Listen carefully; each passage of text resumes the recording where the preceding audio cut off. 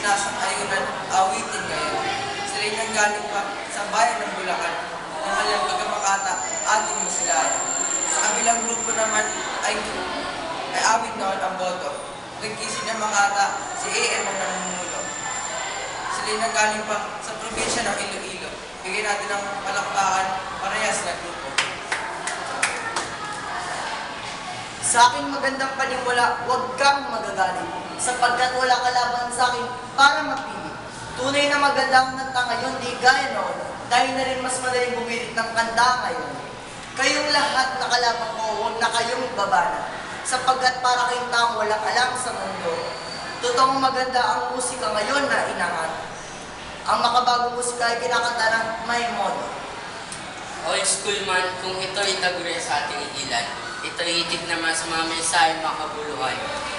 Itaglay nito ang lirikos na bayan ng tinig na kaya-aya at kaganda sa pagdinig. Masigla, masaya at kung minsan may lungkot naman. Ang atin ng kantang pubukaw sa aking emosyon. Sapagkat masarap pakinggan mga awit na ito para sa mga ingay nito mga awitin makabago. Ang mamamayan ay gusto ng kanta. Ulitin mo. Tapos go na. Ang mamamayan ay gusto ng kanta gaya na ngayon. Sapagkat ang mga tao ay may maganda na kanta. Tunay na ang pinakamagandang kanta ay lahat noon. Dahil ito ay umuugali ang kanta sa bata. Bilib ako sa inyong sinabi na maganda ito.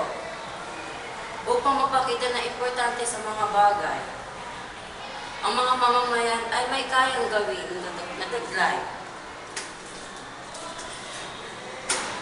Kung kaya ang mga kanta ay nakatutulong rito.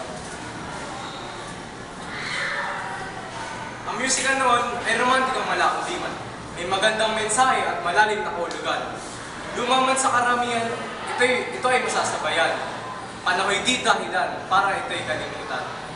Kay ganda mga musika,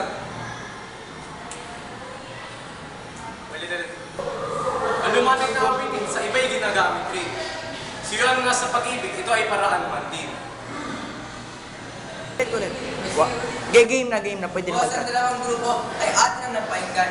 Ang nilang mga sinasabi ay may pawang patuloyan. Sila ay atin muling bigyan ng masigabang palakpakan. Musika ngayon ay ang aking bagong idolo. Dahil sa kagandahan nito at sa dami nitong tinuro. Sa karamihan at sa ating kabataan na mabuhay ng masigla at huwag titigilan. Ang musika noon ay bakit dapat bandang tuigin. Ito ay luma at laman ay hindi na angkop sa atin. Ang musika noon ay hindi may pagmamalaki. Kaya dito na kayo sa bago at huwag na kayong mabili. Ang lumang musika ay mas maganda kaysa sa bago, dahil ito ay may aral para sa akin at sa iyo. Ang lumang musika ay napakahalaga sa atin, dahil dito nagsimula ang mga musika natin.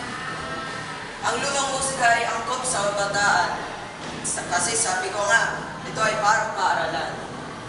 Di tulad ng ibang musika ngayon na may murahan, masasabi mo pang angkop ba ito sa kabataan. Go. Kayo muna ay pinipigil, inyo itong lakandiwa. Pagtatalo ng dalawa, mahuhusay na Makata. Awitin noon at ngayon ay tila maganda. Dito nagtatapos, palagtas ang aming ginawa.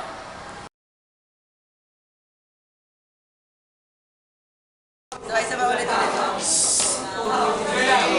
1, 2, Nagre-record na. Ikaw, Ganun ba yun? sa dalawang grupo ay atin na napainggan.